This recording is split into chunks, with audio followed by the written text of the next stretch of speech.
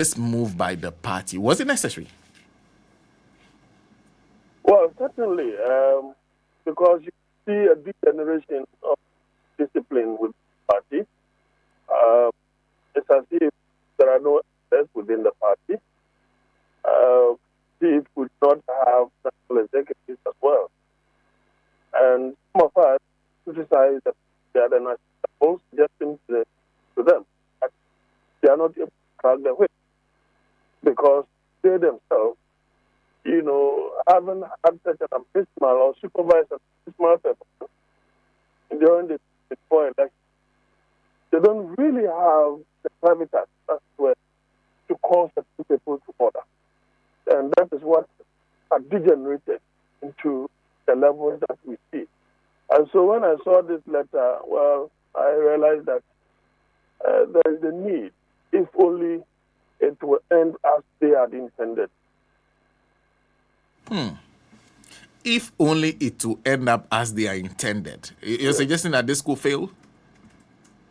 Yes, certainly once those who are loudmouths, are brought to order with some kind of sanction, then everybody else will realize that, okay, there is still some kind of, though they are in opposition, there is still some kind of authority in hierarchical order.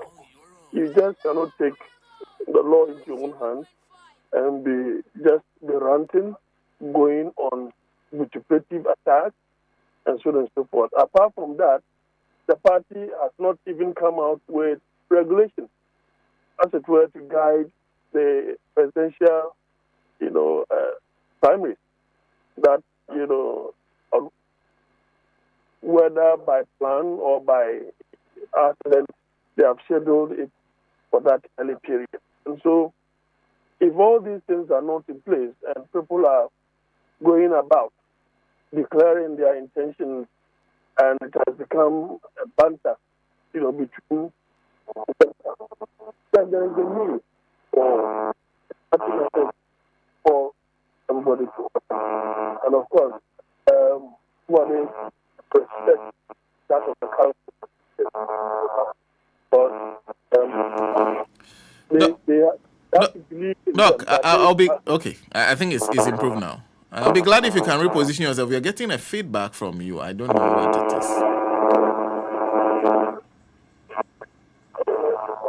Oh, it's just getting bad.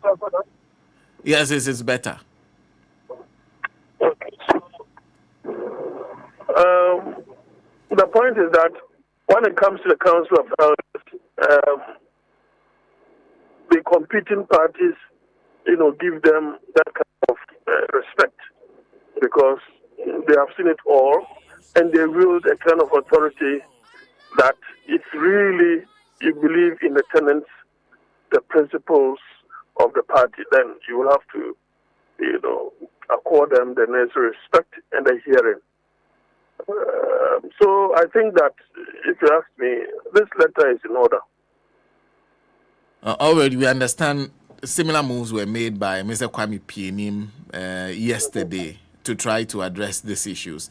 But are the cracks too deep to mend? Because right now you're looking at former MMDCs taking position. You're looking at MPs split into virtually three parts. Big wigs of the party who have taken position on this matter and treating all kinds of blues, social media, all places. It's gotten all the way down. Can these cracks be mended? What does the party need to do? I told them that it was going to get murkier before it gets better. But in the period of their murkiness, if they're not able to handle it well, then there will be an implosion. And so this move is towards that. But as you rightly pointed out, the crack is so deep that it is not that easy to mend. Because, you see, if from the word go, the architecture, the organogram of the arrangement is done in such a way that structurally it favors one particular candidate, then certainly the cracks cannot be mended. Take, for example, before the 2024 elections, when they went for the special presidential primaries and then the presidential primaries. You remember that at the time that Mr. Alan Tremantin was part of the party, and the fact was that we had about 10 presidential hopefuls. Out of the 10, 9 suggested to NEC or the steering committee or so that they would have preferred that they concentrated the election at one place. 9 out of the 10. The 10th person that happens to be Dr. Baumia had no view. And yet, NEC or the steering committee decided to decentralize the election. So who were you conducting the election for? You are conducting the election for the stakeholders, those who have expressed interest, and they are those expending their money for either of them to be elected. They did not take any of their views. In the same way, you see what has happened.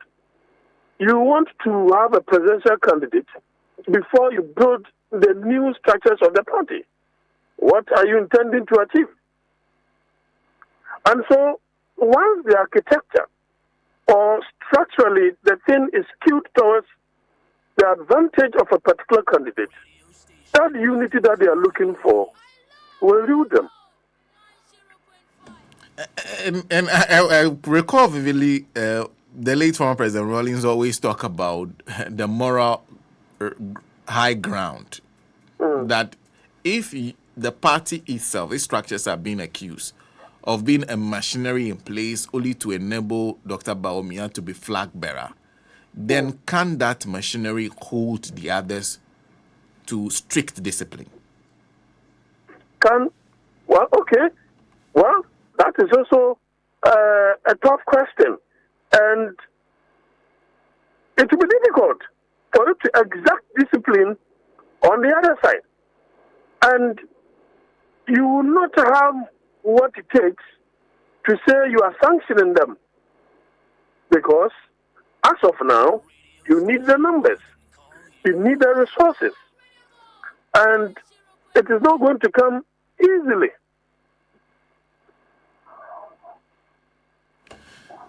What would be the best way to handle this matter? Because the Daily Searchlight post is quite well. Flagbearer chaos, MPP tries to shut the door it opened. That essentially, it is the party's decision that is deepening these cracks. That this executive should have been ready to give way so other people come in and make the decisions that they have given themselves the authority to make. What do these executives need to do first to gain some credibility within the party and perhaps maintain some discipline until they hand over to a new group of executives? Perhaps they may have to bring down the proposition of doing a top-bottom approach with respect to the presidential elections. They should forget about the internal bickerings and acrimony. That one, it is part of the competition. And go back to the status quo. That will create genuineness and fairness and the appropriate competition that everybody will be looking out for. Because if not the case, my analysis is that you are creating an atmosphere, a particular candidate to win. Now, once that candidate wins, that candidate will become a democratic tyrant. In the sense that now the top-bottom approach, what does that mean? It means if you are not with me, you are against me. Now, that particular elected flag bearer will not sit idle for those who oppose him to be elected in other levels of, executive portfolios, either the branch, constituency, regional, or national. And those who are already in office will have to pander to the whims and caprice of that leader. So there wouldn't be any internal competition.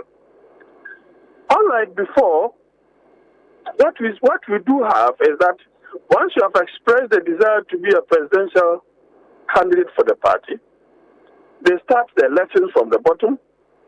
The presidential candidates show interest in there. They finance some of them according to their resources, so they have a stake there. Then they will have a stake at the constituency level by financing some of the executives and counties up to the national level before we conduct the presidential.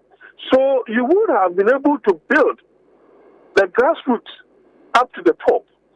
And with such a stake, then it means that you can do your own plus and minuses to say that, well, I could get this percentage, I could get that percentage. Now, when you elect, for example, Dr. Baumia, now the other presidential candidate will not show any interest as to who becomes elected at the lower levels up to the national. And we know that in actual fact, those at the lower levels do not have the wherewithal to do their own campaign. And they always rely on some of these top level guys, to finance their campaign. So somewhere, somehow, the advantage will be that the party may not spend that kind of money as they used to spend if they are doing top-bottom approach. But if you are doing the bottom-top approach, which is more competitive and democratic along the line, then certainly you are going to spend some more money.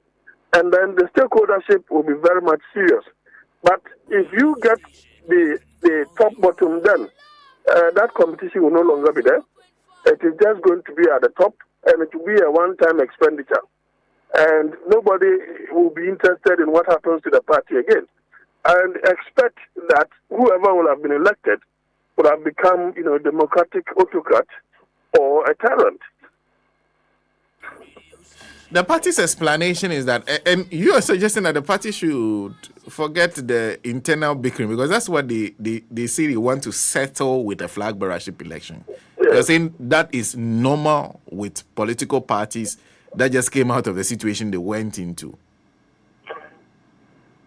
Yes. The point is that it is competitive. So there could be some counter punches below the belt and other things.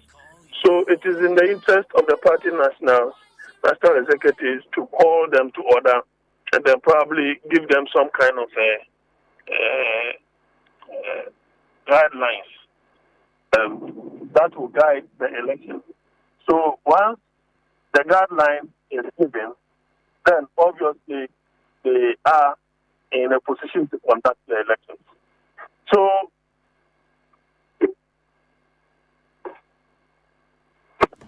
hello, Doc. Doc, can you hear me? Hello, Doc. Yes, Doc, can you hear me? I can hear you. Yes. I also wanted your thoughts on this move of referring Abronya DC to the disciplinary committee. Pardon me? Yes, I wanted to hear your views of the party deciding to refer Abronya DC to the disciplinary committee. Is that a good move? Well, it is a good move in the sense that is to ensure that discipline, is exacted. If discipline is not exacted, then certainly it will degenerate into something untoward, and everybody else will be doing, things in an unbridled manner. That does not augur well for the internal discipline of the party. So, one way or the other, some people will have to call to order, and then, of course, it's the same party. It is often said that the tongue and the teeth struggle within the same space, and yet, after that, there is that kind of unity, because they will have to cooperate, among themselves. And then finally, what are you reading into some of the faces that have turned up? You have Dr. Mahmoud Baumia, Kennedy Ejepong, there's Briny Champon, now Dr. Educhum. What do you make of the caliber of people who have decided to lead the party to 2028, that they want to be the ones to do that? Come again, the latter. Yeah. No, I am asking what your reading of the faces that you are seeing so far, interested in the Flagbearer shippers. Well,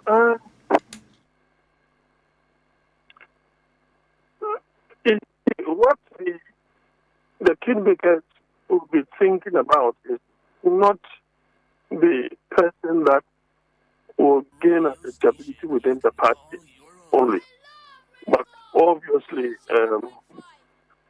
the person who can also be widely accepted outside or without the party. And so if you do that permutation, then certainly you will have to have a situation where Dr. Baumia having been there and the establishment being in his favor, well, we are hearing so many things in the background. Then if you take the report of Global Info Analytics, then certainly he is leading the pack. That apart, Kennedy Japan is a very tough nut to crack within the party because he has that grassroots organization to his advantage.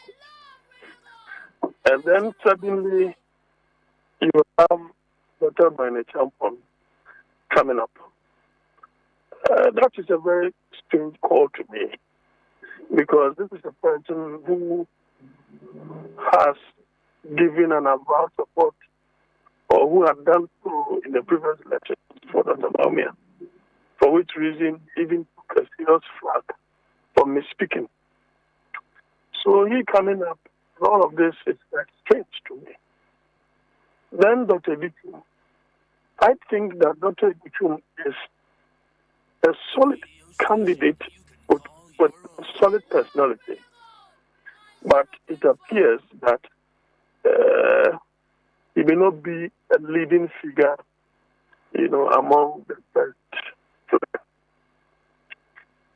So he appears more unblemished.